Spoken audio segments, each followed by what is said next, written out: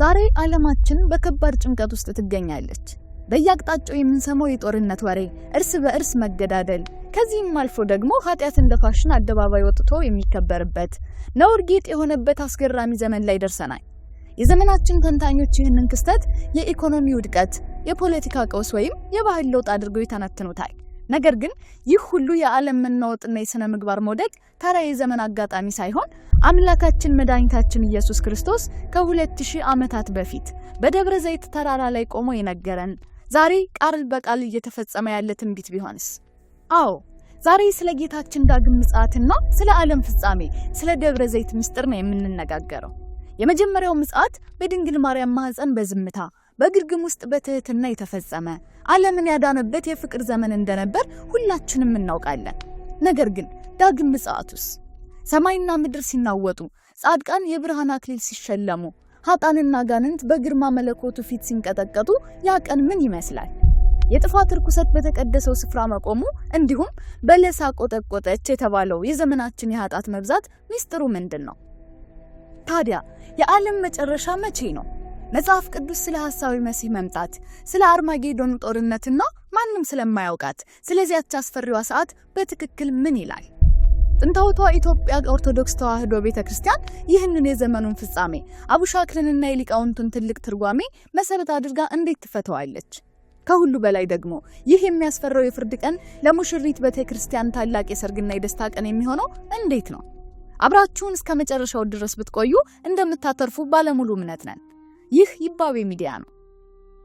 በስመ አብ ወወልድ ወመንፈስ ቅዱስ አሐዱ አምላክ አሜን። የመጀመሪያው የጌታችን ምጽአት የባሪያውን መልክ ይዞ የተገለጠበት፣ ፍቅሩን በተግባር ያሳየበት ጥልቅ ምስጢር ነው። ዲያብሎስን ለማሰር ዓለምን ለማዳን ሲል እርሱ ራሱ ደካማና ትሑት ሆኖ መጣ። በማኅፀነ ማርያም ሲያድር ከመትስማ ቃለ መላእክት እንዲል አረጋዊ መንፈሳዊ ድንግል የመላእክትን ቅዳሴ ለመስማት አንገቷን ወደ ሆዷ ዘንበል ታደርግ ነበር። አዎ፣ ያኔ የሰማይና የምድር ፈጣሪ በቅድስት ድንግል ማርያም ማህፀን ውስጥ ተወስኖ ያንን የከበረ ምስጋና የምትሰማው እርሷ ብቻ ነበረች። መለኮት ስጋን ለብሶ የሰውን ልጅ አዳነ።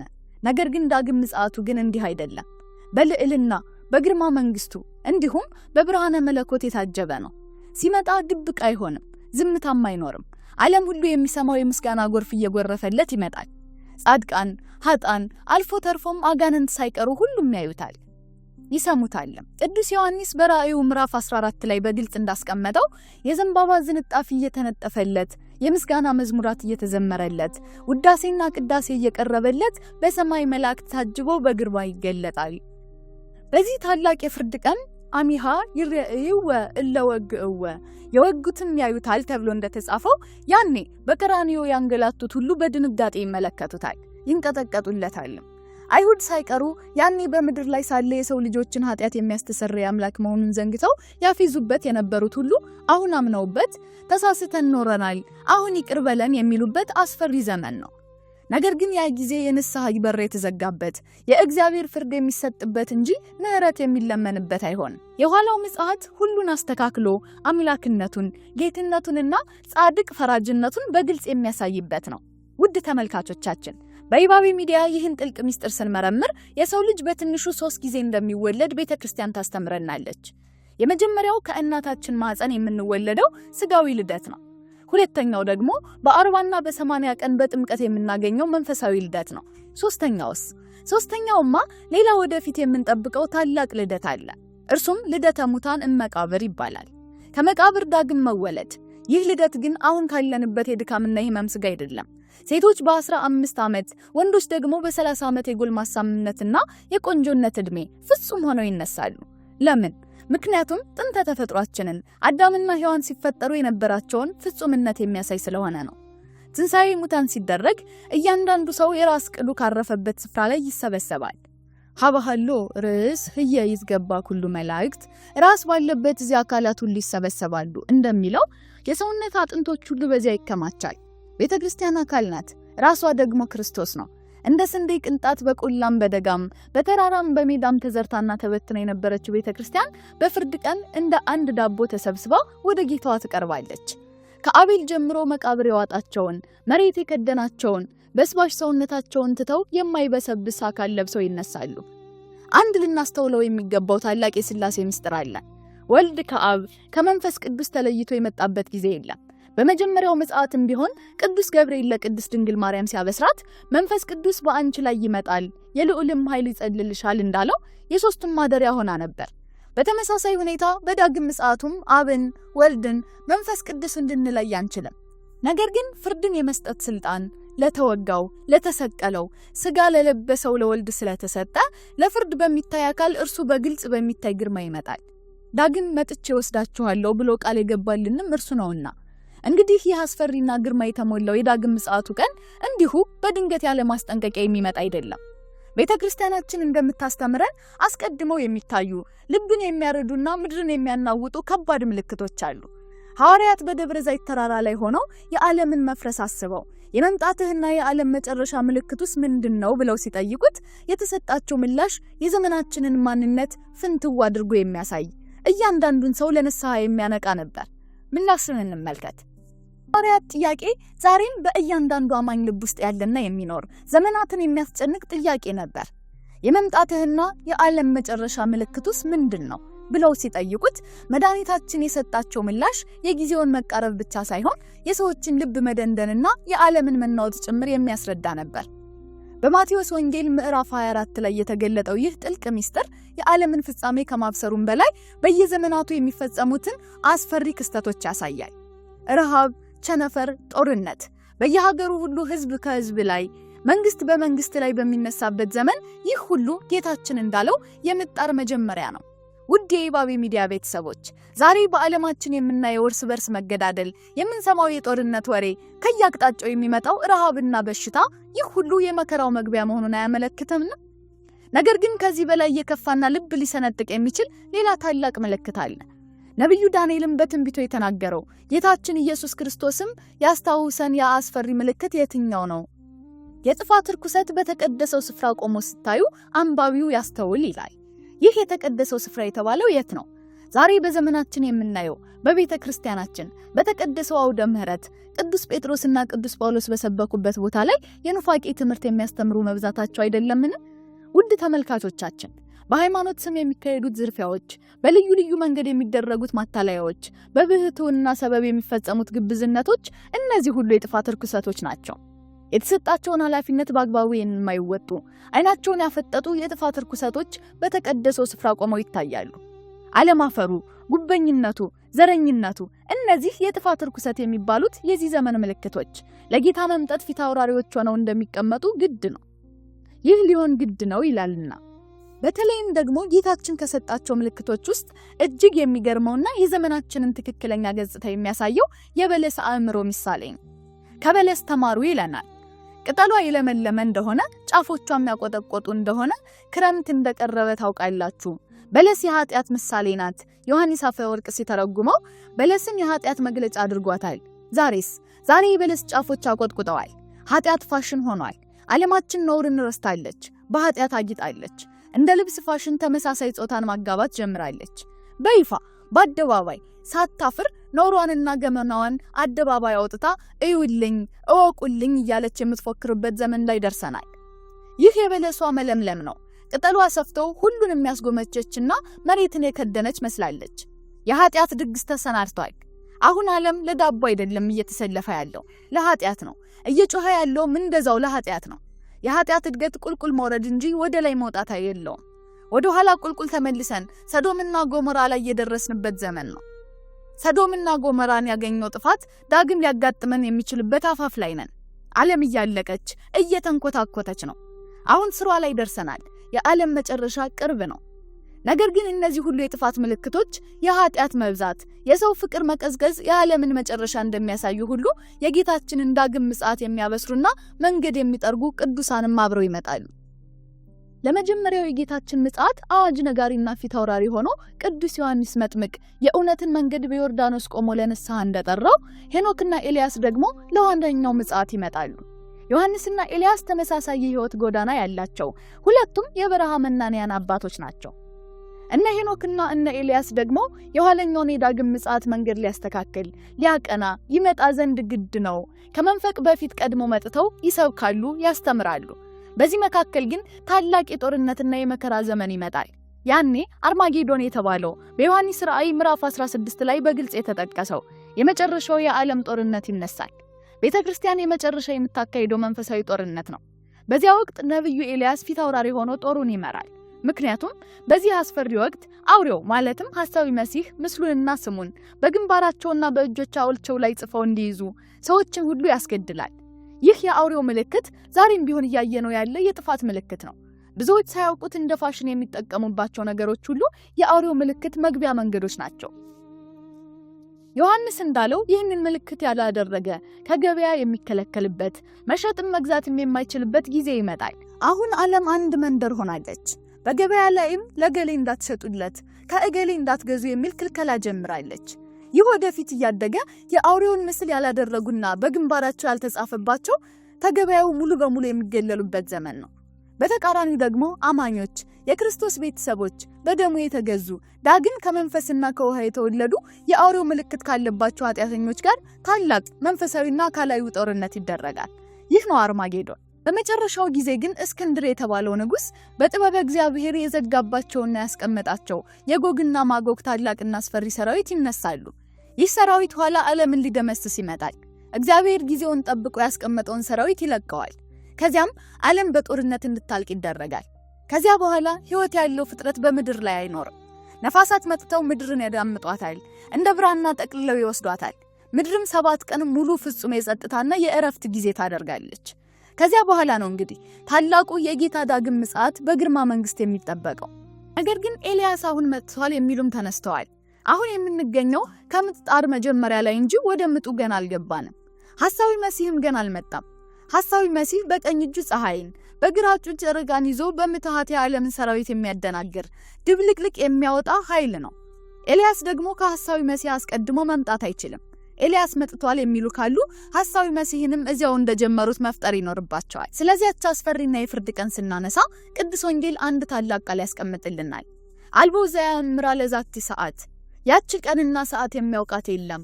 ውድ የባቤ ሚዲያ ቤተሰቦች አዋልድ መጽሐፍት ላይ እውነት አለ። በተለይ አቡሻክር ያችን ዕለት ለይቶ አስቀምጧል። ዘመኑ ዘመነ ዮሐንስ ወንጌላዊ፣ ወራኡም ወራሃው መጋቢት ነው፣ ዕለቱ ደግሞ ዕለተ እሁድ ነው ተብሎ ተቀምጧል። ሰዓቱም መንፈቀ ሌሊት ነው ተብሎ ተጽፏል። ነገር ግን ይህ ማለት በዚህ ዓመት በዚህ ጊዜ ይመጣል ብሎ በእርግጠኝነት መናገር ይቻላል ማለት አይደለም። ብዙ ዘመነ ዮሐንስ እያለ ብዙ ዕለተ እሁድ እያለ ብዙ ወራሃ መጋቢት እያለ መቼ እንደሆነ በእርግጠኝነት መናገር አለመቻል አለማወቅ ነው። የቅዱስ ወንጌልን ቃል እዚህ ላይ ልንጠቀምበት እንችላለን። አልቦ ዘያምራ የሚለው ቃል ይህችን ቃል በእርግጠኝነት የሚያውቃት ፍጡር የለም የሚለውን ያጸናልናል። እዚያ አቡሻክር ላይ የተጠቀሱት ቀኖቹና ዕለቶቹ ናቸው እንጂ የትኛው መጋቢት የትኛው እሁድ እንደሆነ ግን የሚታወቅ ነገር የለም። ተለክቶ ከዚያ አያልፍም ተብሎ የተቀመጠ የዘመን ገደብ የለም ማለት ነው። ታዲያ ይህችን ቀን የሚያውቃት የለም። ወልድም ቢሆን መላእክትም ቢሆኑ የሰማያዊ መላእክትም ቢሆኑ አያውቃትም ተብሎ ተጽፏል። እውነት ነው፣ የሚያውቃት የለም። ይህ ማለት አንደኛው ይህችን ቃል ወልድም ቢሆን አያውቃትም የሚለው አዳምን ነው ብለው ነው የሚተረጉሙት ሊቃውንቱ። አዳም ራሱን ነው፣ ልጅ የተባለው እርሱ ነው። በምን ይታወቃል ከተባለ ቀጥሎ መላእክት በማለቱ፣ ቀጥሎ ሰውን አልጠራም መላእክት ነው የሚለው። ስለዚህ ቀጥሎ መላእክትን ከተጠራ አዳም ያውቃታል ማለት ነው። ለምን አልተጠራም? ስለዚህ ልጅ ብሎ የጠራው አዳምን ነው። ይሄ አንዱ የሊቃውንቱ ትርጉም ነው። ሁለተኛው ራሱ ወልድን ነው፣ ክርስቶስን ነው። አላወቃትም የተባለው ለምን ከተባለ ይህች ቀን በልበ እግዚአብሔር የታወቀች ቀናት በሰው ሰውኛው ግን የምትታወቅ አይደለችም። እንደ ሰውነቱ ጥንተ ተዋህዶ አላዋቂ ስጋን ነው የተዋሃደው። ያውቀው የነበረው ስጋ አይደለም። አላዛርን ወዴት ቀበራችሁት ብሎ የሚጠይቅ ስጋ አላዛር የተቀበረበትን እንኳን የማያውቅ ስጋ ነው የተዋሃደው። እና በዚህ ምድር ላይ በነበረው ሰዓት የልብሴን ጫፍ የዳሰሰኝ ማን ነው እያለ እኮ ይጠይቅ ነበር። እንደ አምላክነቱ ያውቃል። ምክንያቱም በምን ይታወቃል? ቀጥሎም ከኔ ኃይል እንደወጣው ቃለሁና ይላል። አያችሁ፣ ተመልከቱ። እዚህ ላይ ከኋላው ስራ እንደሰራ ያውቃል፣ ፈውሷታል። ነገር ግን ደግሞ ሰውነቱን ለማስረዳት ምን ይል ነበር? ማን ነው ልብሴን የነካ ብሎ ጥያቄ አቅርቦ እንደነበር ነው። ከኋላው ያያል፣ ያውቃል እንደ አምላክነቱ። ከኋላ ያሉት አረ ማንንም አልነካህም፣ ይህ ሁሉ ሰው እንደተጫናነቀ ማንነካኝ ትላለህ እንዴ የሚል መልስ ነው የሰጡት። አላዩትማ። እርሱ ግን አይቷታል፣ አምላክ ነውና ያውቃታል። ስትመጣም አመጣጧን ያውቅ ስለነበር ነው የጠየቀው። ስለዚህ ለአጽድቆትስ ቤት ነው ስጋን መልበሱን ለማስረዳት የተገለጠ ኃያል ቃል እንደሆነ ነው የሚያሳየን። ሌላው ገና በአብ ልብነት ታስባለች እንጂ በወልድ ቃልነት አለመነገሯን ለማስረዳት ነው። ወልድም ቢሆን አያውቃትም ተብሎ መቀመጡ ሶስተኛው ትርጉሙ ይሄ ነው የሚሆነው። ገና በአብ ልብነት ተቀምጣለች፣ በወልድ ቃልነት ግን ትሁን ትፈጸም ተብሎ መንግስተ ሰማያት ትሰጥ አልተባለም። በወልድ ታውቃለች የሚባለው በቃል ሲነገር ማለትም ትፈጸም ሲባል ነው። ለዛ ደግሞ ጊዜው አልደረሰም እንጂ አብ ብቻውን ከወልድና ከመንፈስ ቅዱስ ተለይቶ የሚያውቀው ነገር ኖሮ እንዳልሆነ ልንገነዘብ ይገባል። በነገራችን ላይ ቤተክርስቲያናችን ይችን ቀን የምጽአት ቀን ብላ በልዩነት ታከብረዋለች እንጂ የምጽአት የጌታችን የመምጣት ነገር ሁሉ ጊዜ ሲታሰብ ሊገባው የሚገባው ጉዳይ ነው። ለዚህ ነው ቤተክርስቲያን ጉልላቷ ላይ 7 የሰጎን እንቁላል ታስቀምጣለች፣ ጉልላቱ ላይ መስቀል ታስቀምጣለች፣ ጉልላቷን ሰፋ አድርጋ ታስቀምጣለች። ጉልላቷ እኮ የደብረ ዘይት ምሳሌ ነው። ጌታ በዕለተ ምጽአት የሚቆምባት ተራራ ምሳሌ ነው። ከፍ ብሎ መቆሙም እኮ ምእመናን ሁሉ ያንን ያዩ የጌታን የመምጣቱን ነገር እንዲያስቡ ነው። መስቀሉ ደግሞ የጌታችን ምሳሌ ነው። 7 የሰጎን እንቁላሎች ደግሞ በዮሐንስ ራእይ የተመለከታቸው 7 ከዋክብት በእጁ የተያዙለት አምላክ ይመጣል ብለን ስለምናምን ነው። የጌታን የመምጣቱን ነገር ስናስብ ደግሞ ትዝ ሊለን የሚገባው ኩነኔና ገሃነመ እሳት ብቻ አይደለም። ሙሽራዋ ሙሽራውን ቤቷ ውስጥ ቁጭ ብላ ተውባ መጠበቅ ነው የእርሷ ድርሻ። ሙሽራው በመጣበት ሰዓት ይመጣል፣ ይዟትም ይሄዳል። ስትጠብቀው ግን በተስፋ በጉጉት ነው የምትጠብቀውና ልክ አንዲት ሙሽራዋን እንደምትጠብቀው አይነት ጉጉት በውስጣችን አድሮብን ልንጠብቀው ይገባል። ለዚህ ዘወትር ይመጣል ብለን መጠበቅ ይኖርብናል። ክርስቶስ ለሞቱ ሰዎች አልቅሷል። ክርስቶስ አጋንንት ለከበቧት ለአይሁድ ሰውነትም አልቅሷል። ሀገሪቷንም ባያት ጊዜ አለቀሰላት እንዲል 3 ጊዜ ሲያለቅስ ታይቷል ክርስቶስ። አንደኛ ጊዜ ስለ አልዓዛር፣ ሁለተኛ ስለ ይሁዳ፣ ሶስተኛ ስለ አይሁድ ወይም ስለ ኢየሩሳሌም ነው። ስለ ኢየሩሳሌም ሲያለቅስ ክርስቶስ ስለ አይሁድ ሰውነት ማዘኑ ማልቀሱ ነው። የአይሁድን ሰውነት አጋንንት ከበዋት መዘባበቻና መሳለቂያ አድርገዋት ባየ ጊዜ ኢየሱስ ክርስቶስ አለቀሰ። ይሁዳንም ከወንድሞቹ ተለይቶ ሰይጣን ማርኮ ሲወስደው ያየ ያለቅስለት ነበር። ሲነግረው አልሰማምና ሲመክረው ታውቆብኛል ብሎ ንስሐ አልገባምና ለቀሰለት። እግዚአብሔር የሚያዝነው እግዚአብሔር የሚጸጸተው መቼ እንደሆነ ታውቃላችሁ? ሰው ቃሉን ሰምቶ መመለስ አቅቶት ሲመለከት ነው። ንስሐ የሚገባ ሰው የጠፋ እንደሆነ ነው። የእግዚአብሔር ማዘኑ ያን ጊዜ ነው። ለአይሁድ ያለቀሰውም ለዚህ ነው። ቢነግራቸው የማይመለሱ በመሆናቸው ከዚህ በኋላ ሌላ ክርስቶስ አይወርድላቸውም። ከዚህ በኋላ ሌላ ኢየሱስ አይወለድላቸውም። ሌላ መሲህ የላቸውም። ይኸው ነው በአህያ ተጭኖ ወደ መቅደስ የገባው ክርስቶስ የሕፃናትን አንደበት የፈታው እንዲዘምሩለት እንዲያመሰግኑለት እርሱ ነበር። እርሱንም አልቀበልም አሉ። በዚህ ካልዳኑ በሌላ በምን ሊድኑ ይችላሉ? በነቢያት ነገራቸው። ኋላ ደግሞ እነሱንም ባይሰማቸው እነሱን ሰምተው ባይመለሱለት እሱ ራሱ መጥቶ አስረዳቸው፣ ነገራቸው። ከነገራቸው ከወረደላቸው ከተወለደላቸው ከእርሱ በቀር ሊወርድላቸው ሊወለድላቸው የሚችል ሌላ ማንም የለም። በወረደው በተወለደው ደግሞ አላመኑም። ለዚያ ለተቀደሰ ሰውነቱ መራራ ሐሞት ጋቱት አጠጡት እንጂ አንዳቸውም ሊድኑበት አልፈለጉም። በሕይወት ሳለ ልብሱን እየዳሰሱ የዳኑበትን ከሞተ በኋላ ግን በድን ርኩስን እንደምትለው እንደ ኦሪት በዚያ ዘመን ነበሩና በድን ርኩስ ብለው ወደ መቃብር ወረወሩት። ማንም ወደ መቃብሩ መጥቶ በአይሁድ ልማድ እንደ ልማዳቸው እንኳን ሽቱ እንዳይቀቡት ከለከሉ። ስለዚህ በማን ሊድኑ ይችላሉ? ወገኖቼ እኛስ በማን ልንድን እንችላለን? በወረደው በተወለደው በክርስቶስ ነው እንጂ በሌላ በማን ልንድን እንችላለን? በማን ልንመካስ እንችላለን? በተቆረሰው ስጋው በፈሰሰው ደሙ ነው እንጂ ከአምላካችን ጋር በምን ልንታረቅ እንችላለን? ወገኖቼ አሁን በተሰበከው ወንጌል ንስሐ ብንገባ ነው እንጂ በሌላ በማን ልንድን እንችላለን? ሌላ ወንጌል እንጠብቃለን? ሌላ ወንጌል ይወርድልናል? ይሰበክልናል? ከክርስቶስ ሌላ ሊቀ ካህናት ይሾምልናል? ይመጣልናል? አይመጣም። ንስሐ የማንገባው የማንመለሰው ክርስቶስ በወደደው በመረጠው መንገድ የማንሄደው የማንጓዘው እግዚአብሔር ባስተካከለልን ሕይወት ውስጥ ገብተን የማንኖረው ሌላ የምንጠብቀው መሲህ አለን እንዴ? ሊያድነን የሚችል ተስፋ የምናደርገው ሌላ ማን አለ? ታዲያ አጋንንት ሰውነታችንን መዘባበቻ አድርገውት እስከ መቼ ድረስ እንኖራለን? አጋንንት መሳለቂያ አድርገውት ልባችንን ተከፋፍለው ገዝተውት አጋንንት ወርሰውት እስከ መቼ እንኖራለን? አይሁድ ለዚህ ነበር ያሳዘኑት።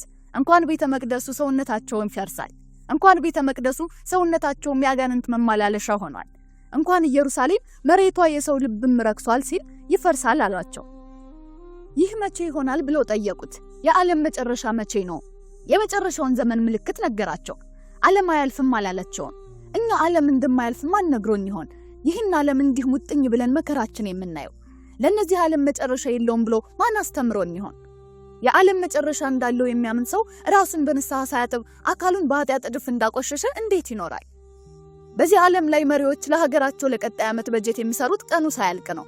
እኛ በዚህ ምድር ሆነን ለወዲያኛው ዓለም ካልተዘጋጀን ወገኖቼ ዓለም እንዳያልፍ የተረዳን አይመስልም? ወገኖቼ እያንዳንዳችን የዓለም መጨረሻ ዛሬ መሆኑን ልናውቅ ይገባል። አሸሸ ገዳሜ ማለት መዝፈን፣ መደነስ፣ መሳቅ፣ መጫወቱ፣ አሉባልታ ማውራቱ ይብቃል። የዓለም መጨረሻ ማለት እሱን ዓለም ከልብ አውጥቶ መጣል። በዚህ ዓለም እንደሚኖር ሰው ሳይሆን በዚህ ዓለም በግድነት ወደ እግዚአብሔር መንግስት እንደሚተላለፍ እንደሚሸጋገር ሰው ነው መኖር ያለብን። ታዲያ ይህ ሁሉ መከራ፣ ጦርነትና በሽታ ያየን ልባችንን ለማያልቀው ሰማያዊ ዓለም ካላዘጋጀን የዓለም ፍጻሜ ምልክቶች ሁሉ በአይናችን ያየን ካልተነቃቃን ማብቂያችንስ ምን ሊሆን ነው?